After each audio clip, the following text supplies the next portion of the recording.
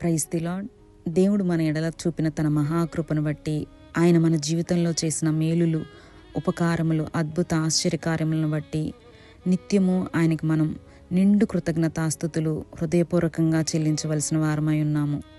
ఆయన్ని స్తుతించడము, ఆయన్ని ఘనపరచడము, ఆయన చేసిన మేలులను, ఉపకారములను జ్ఞాపకం చేసుకొని ఆయన గొప్ప నామాన్ని మనం మహిమపరచడం మనకెంతో ఆశీర్వాదము. అది గొప్ప ధన్యత, భాగ్యము.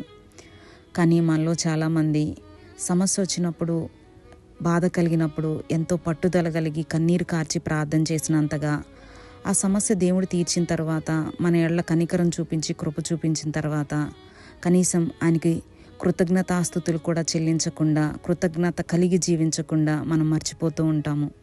దేవుడి వాక్యం ద్వారా మనకు తెలియచేస్తున్నది, మనము ఆయన కృప పొందుకున్న వారము, మనకి ఏ అర్హత, ఏ యోగ్యత లేనప్పటికీ మనం ఉన్న దీనస్థితిలో ఆయన మనల్ని జ్ఞాపకం చేసుకొని మనల్ని పైకి లేవనెత్తారు. అనారోగ్య స్థితిలో ఉంటే మంచి ఆరోగ్యాలు ఇచ్చి ఈరోజు మనల్ని సజీవుల లెక్కలో ఉంచి ఆయుష్ను, ఆరోగ్యమును పొడిగించారు.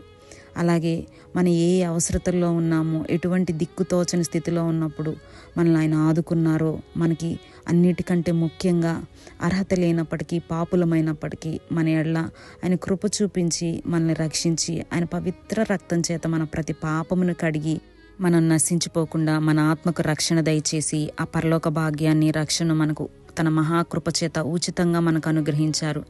కాబట్టి ఏదో అవసరతల కోసం దేవుని ఉపయోగించుకొని ఆ అవసరత తీరాక మనం కృతజ్ఞత లేని వారంగా, నిర్లక్ష్యంగా మనం జీవించకుండా ఆ మేలులన్నిటినీ, ఇది నీ కృపేనయ్యా, నేనేమై ఉన్నానో ఈరోజు అది నీ కృపేనయ్యా అని మనం ఆయన కృపను, ఆయన చేసిన మేలుని మహింపరుస్తూ ఆయన ఘనపరుస్తూ ఉండాలి. అంత మంచి గొప్ప దేవుడు మన ఎడల తను చూపిస్తున్న కృపను బట్టి మన బిడ్డల పట్ల, మన కుటుంబాల పట్ల, మన పరిస్థితుల పట్ల ఎన్నో అద్భుత ఆశ్చర్యకార్యములను చేస్తూ, మనల్ని కాపాడుతూ, రాకపోకల్లో క్షేమాన్ని ఇస్తూ, మనల్ని భద్రపరుస్తున్న విధానాన్ని బట్టి, శాశ్వతమైన ప్రేమతో మనల్ని ప్రేమిస్తున్న విధానాన్ని బట్టి మనం ఏమిచ్చినా, ఎంత చేసినా ఆయన రుణాన్ని మనం తీర్చుకోలేము. కాబట్టి కనీసం హృదయపూర్వకంగా నిండు కృతజ్ఞతాస్తుతులు చెల్లిస్తూ, వాక్యంలో చెప్పబడినట్లుగా నా ప్రాణమా యెహోవాను సన్నిధించుము, ఆయన చేసిన ఉపకారముల్లో దేనిని మరువకుము అన్నట్లుగా మనం మర్చిపోకుండా కృతజ్ఞత కలిగి జీవించాలి.